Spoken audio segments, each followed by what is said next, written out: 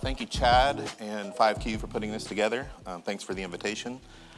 Really glad to be here. Have enjoyed the content this morning. I think the conversation this afternoon is important, but what you've heard already is important. The conversations I heard around the tables today is exciting because we're talking about advancing the gospel, advancing nonprofit ministry in the Lord's kingdom. So my title was going to be Your Ministry in the Blockchain. I was going to keep it as generic as possible. My plan is a bit unorthodox, so I'll say a few things. I'll try to talk as little as possible, maybe 8 minutes, and then what I want to do is take questions because there's a number of different directions that we could go, and so I want to try to feel out where the room is. That's what I've been doing today, so that I can answer specific questions versus just talking for 25 minutes. I also don't have a presentation because that would have locked me into a certain conversational track. So a bit experimental, but we should have a good time. So what I want to do is ask a few questions. I'll ask you to have your hand up and then raise your hand as I go through. Put your hand down. So how many people own crypto? Okay, keep your hand up. How many people have that crypto in a wallet? Okay. How many people have an NFT in that wallet? Okay, hands down. New question. How many people have ever been into a Discord? Okay, so got about half of the room that's been in the Discord. That's a lot further advanced than I thought you guys were going to be. I'm not recommending you guys start going into Discord. It's a scary place. But as I work through this, these things will start to make sense. And what I want, the goal of my conversation with you here is I want you to go back to your ministry. This might get you in trouble, but start to talk about crypto, start to talk about Web3, start to talk about Metaverse, blockchain, decentralization, and all of that. And so nonprofits, as I discovered, need to have this conversation. There are certain inevitabilities that I see on the horizon, that we see on the horizon, that are going to have a big impact on nonprofits. I'm going to talk in general in three general buckets: community, content, and censorship. So like I was introduced, I've been in the ministry almost 20 years, done a little bit of everything. I recently oversaw our monthly giving program, our ministry partnership program, about 25,000 monthly donors, got that into a good place and delegated it. And right around that time, the president asked me to look into crypto. So I can be deployed on important special projects. I sit on different committees and in one sense help the organization with strategy. So I said, well, I don't have a personal interest in crypto, so I'm not sure what I'm going to discover. But when I went in, I found community and how powerful that can be for nonprofits. Nonprofits thrive on community, obviously. And so I used the word community intentionally because what I did is I went into crypto and I found NFTs. So I was a hobbyist growing up, collecting baseball cards, developed a photography skill when I worked at Ligonier Ministries, did photography for them for a number of years. So art and all of that I was interested in. I found NFTs and I'm like, well, this is interesting. And I started to look into it more and more, and I realized the power of the community and nonprofits is there. It's not necessarily about the JPEG or the art.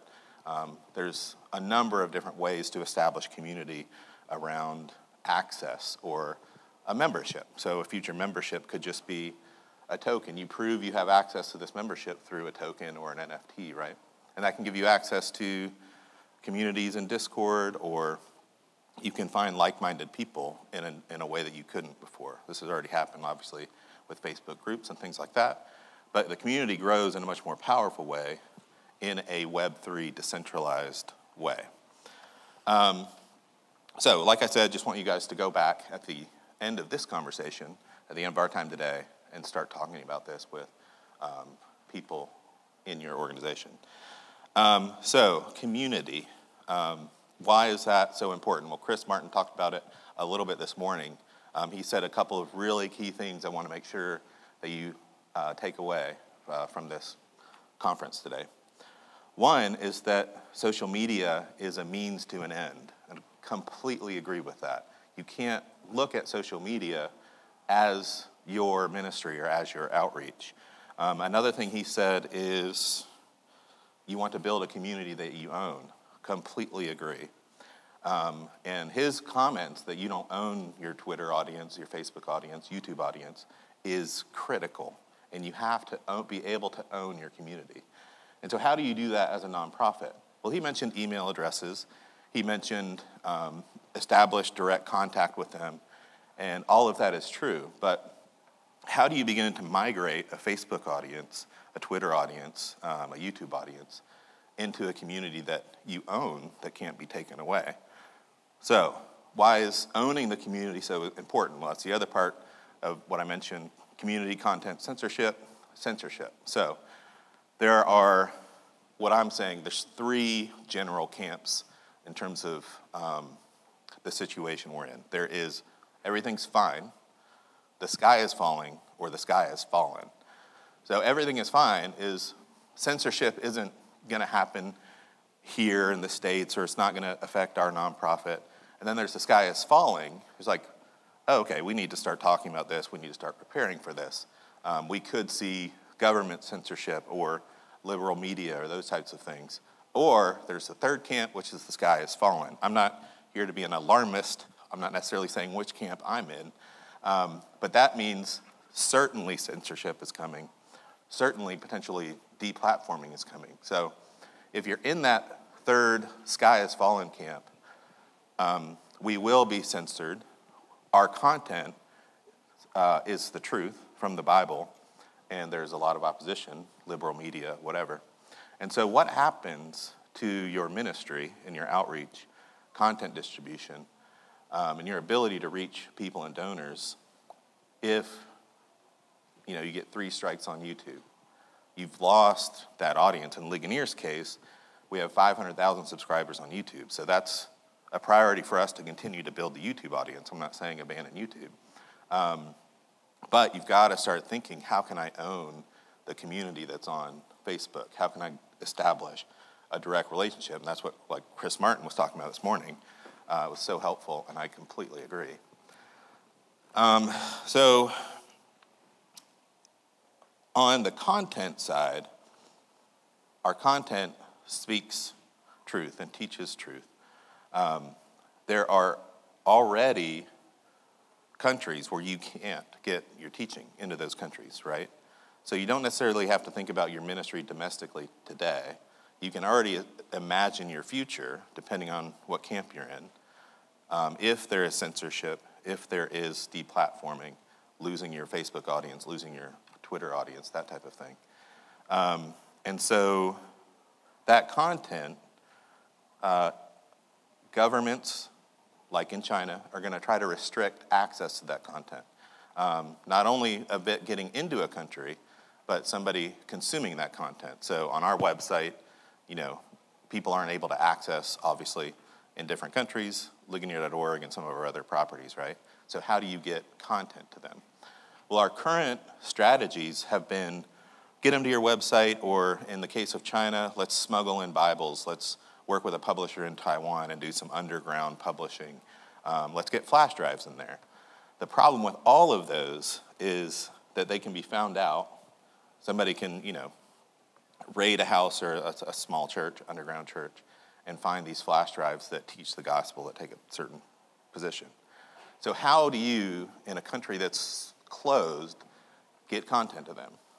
And I think part of that is the blockchain, where if you have somebody that has a wallet address, they can have that be anonymous in terms of the content they're consuming, and you can have a synonymous relationship with that wallet in terms of content distribution. So there's a lot to talk about on the content distribution side, the community side, and on the, what did I leave out? Oh, the censorship side. So that's a really broad brush. I don't even know how much time that took, but would love to hear your questions. If some don't come forward, I'll just make some up. I would be more than happy to talk about the metaverse and how that might relate to nonprofits, blockchain, NFTs, that type of thing. I'm not making a recommendation that your organization launches an NFT tomorrow. Certainly not. You don't need to FOMO into this place, as they would say. But you need to start having a conversation. There needs to be some urgency, again, depending on what your organization is going to fall in different camps in terms of how much priority to put on this. So anyway, any questions about what I've discussed so far?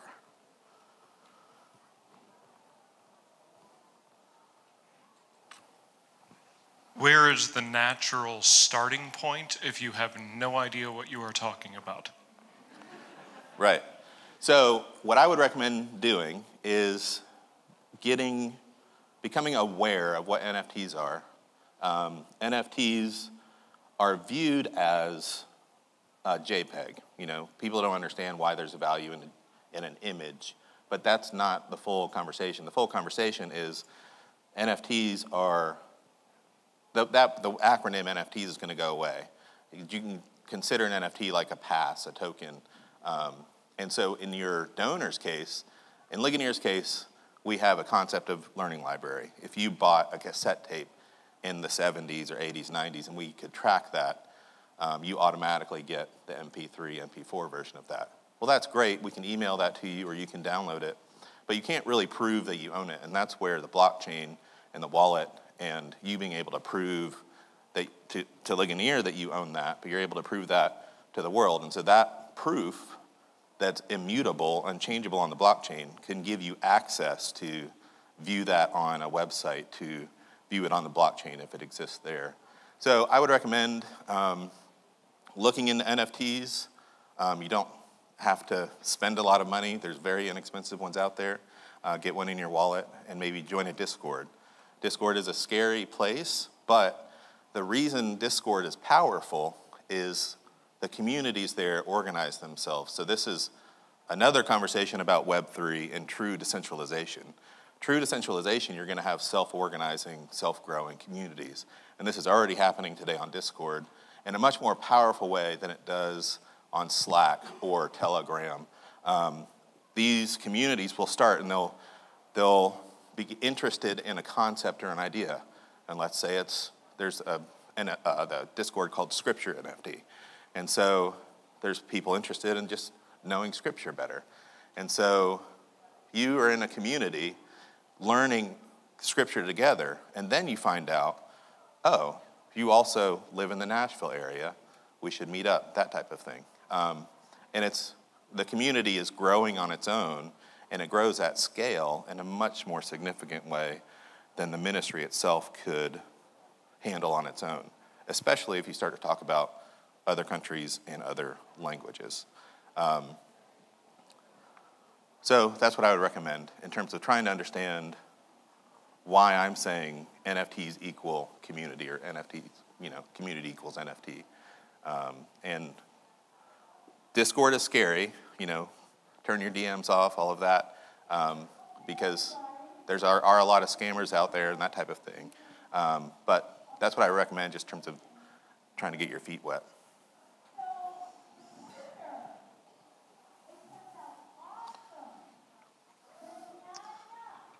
Other questions? Yes. Thank you. What will digital ministry look like in the metaverse? So the metaverse is already here. If my son is 7 years old, if I told him, hey, for the past year I've been digging into this and I discovered the metaverse, and it's this place you can go and there's other people there and there's avatars or whatever, and you can watch a live stream together or you can play games together or have a conversation, he would have been like, you mean Roblox? So he's playing Roblox, and Roblox already has hundreds of different games and metaverses inside Roblox. So in that sense, playing a game together or being in community together is already here. And then you have it in other places like Decentraland. So Decentraland, you can live stream an event just as you would like on YouTube Live or something like that. The difference is the community aspect of people going into watch that content together. To get there, they're sharing a wallet, which is the key to those members knowing who each other are in an unlocked Discord channel, or getting access to your organization. So also, the metaverse isn't necessarily something you put on VR and just walk around, an environment like Sandbox or something like that. The metaverse, from my perspective, will be much more integrated to real life. So let's say I had my phone and I could do AR, or if I had virtual glasses. If you had shared your public wallet, I could see that you attended this event if there was what's called a POAP, so a proof of attendance protocol. So you could prove that you were here at this event, and I would see that, or that you were at last year's event, and we would have an ability to have a conversation like that. So there are hundreds of different scenarios where the metaverse could be a solution for your nonprofit. For example, let's say you're an international relief organization and you're providing clean water to the world, and you have wells in different countries and things like that. Well, the donor has never been able to visit that well. Or let's say you planted a tree in a particular area in Africa. You could potentially build that out, and they would be able to experience like where that is in a much more intimate way than you could through photography or a newsletter. So they could walk around that area and do that with other donors as well. So.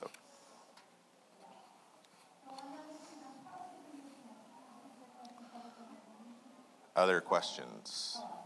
We'll be talking about this later too on the panel. You'll hear from Pete and then guys from Meta are here. I've talked to both of them. I think the conversations will work really well together. So be thinking about this. I know I introduced a lot of concepts, maybe talking fast, but that's the reason. Yes, sir. More into the wallet and describe Sure. a little bit more about what you mean by wallet. Sure. So the idea of a digital wallet would hold digital assets. That could be crypto, NFT, or whatever. And so that is connected to you anonymously or publicly. And so all of the content in the wallet and the transactions of that wallet is public on the blockchain. So let's say you're in North Korea and you want access to Ligonier's content, but you can't visit our website, and there's really no way for you to access our content.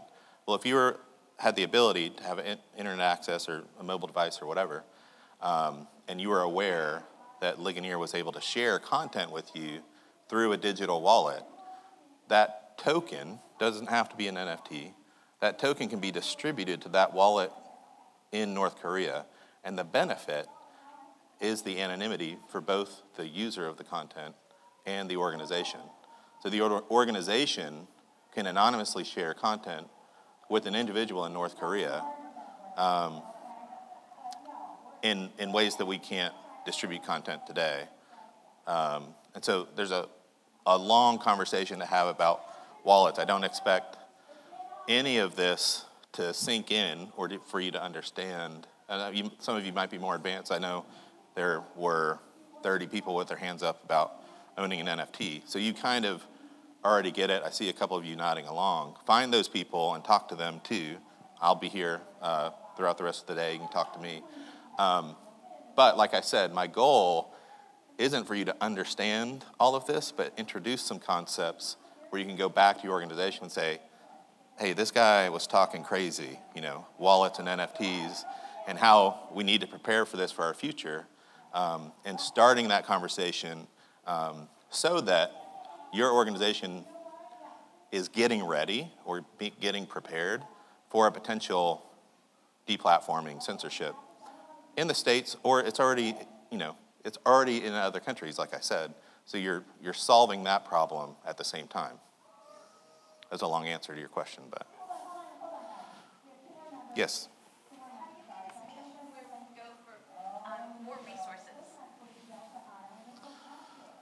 The question is a place to go for more resources. I don't have a specific recommendation. As a Ligonier staff member, I can't. There's recommendations I would have. I don't want to state them on record or publicly, but and you've got to be careful too with your ministry. Like Ligonier, I kept my title generic and didn't have the word Metaverse in there because some donors aren't excited about the conversation of NFTs, the impact that might have on the environment. Bitcoin is, the mark of the beast, that type of thing. What I would recommend you do is just YouTube. YouTube is a fantastic resource. You can search anything, and there's usually some pretty good content that's going to float to the surface. So if you're searching what is an NFT, but what you can't find is how can my nonprofit use the blockchain? There might be something there. So when I was discovering all of this last fall, I went to a conference in Miami called the CentralCon, kind of a DeFi conference and talking about NFTs and all that. We went there to find other nonprofits. We didn't find one. There were 10,000 people there. We did find some other Christians, and that's been helpful for networking and having other conversations. But we're certainly really early in the conversation of applying blockchain technology and all the implications to nonprofit ministry. And so you do need to be careful. Ligonier's being very careful, not stating publicly that we're in Web3 or NFT, or we're not going to have an official Discord, just because there's so many negative connotations around those. So I know my time's up. John, in your research, have you found any patterns in terms of profile of users in the metaverse? Is there a particular demographic group, socially, economically, geographically, ethnicity? Yeah, so I think I heard all of that. It's a little loud over there. But where you can, I have a long answer to that question. Let me try to shorten it. It's internationalized. So the number 2 trafficked site to Ligonier.org is from the Philippines. We're not really sure why, and we can't really establish that community today. With Web3, with other technologies coming online, we can find people in the Philippines. They grow a community, they talk to each other. I don't know how many thousands of people are aware of R.C. Sproul and Ligonier Ministries that are in the Philippines, so we don't have a way to facilitate that conversation. But a future Web3 technology could certainly do that, where they're finding, oh, you're a fan of RC and you live down the street, or you're in Manila. And we do know that we'll have a conference soon in the Philippines. We're probably not going to be there physically because they don't want us to spend all that money and time. Gen Z is certainly in the metaverse or has wallets. And so what you actually were discovering is that audiences that were the hardest to reach this technology, blockchains, NFTs, that type of thing, give us access in a way that we didn't before. So one of the other examples is we just released the Reformation Study Bible Youth Edition. And so we had to develop internal capabilities to reach Gen Z. Well, how do you reach Gen Z? The conversation is, well, they're on TikTok. Well, Ligonier, as a large ministry nonprofit, the brand can't go on TikTok, right? And so we had this problem, how do we reach Gen Z? And I do think that Gen Z is there with wallets and in the metaverse and in these conversations. So it's a potential way to reach new audiences. So I know my time's up. I'll be on the panel later. And then you can talk to me after this. But thank you again, just trying to start a conversation for you and your nonprofit. So thanks.